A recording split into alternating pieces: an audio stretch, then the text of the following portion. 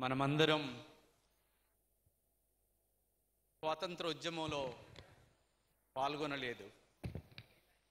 కానీ తెలంగాణ ఉద్యమంలో ఒక స్వాతంత్రం లాంటి ఉద్యమంలో మనందరం పాల్గొన్నాం.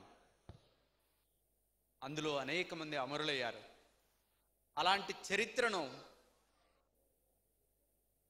అలీఖాన్ గారు,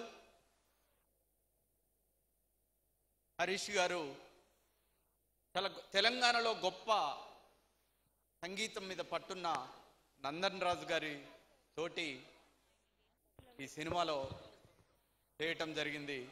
నిజంగా తెలంగాణ ఉద్యమం మళ్ళీ గుర్తొస్తుంది. ఇందులో శ్రీకాంత్ గారు హీరో పాత్ర పోషించడం అనేది ఈ ఉద్యమానికి, ఈ సినిమాకు, రేపటి తరానికి ఒక ఆదర్శవంతమైన పాత్ర. యాక్టర్గా చూడరు, ఆయనని రియల్ హీరోగా చూస్తారు తెలంగాణ ప్రజలందరూ. కాబట్టి అలాంటి పాత్ర చేసినందుకు, తెలంగాణ ఉద్యమాన్ని నడిపిన కేసీఆర్ గారి మీద ఒక మంచి సినిమా తీస్తున్నందుకు మీ అందరికీ తెలంగాణ అభినందనలు తెలియజేస్తున్నాను. ఇందులో 2 పాటలు రాశాను నేను.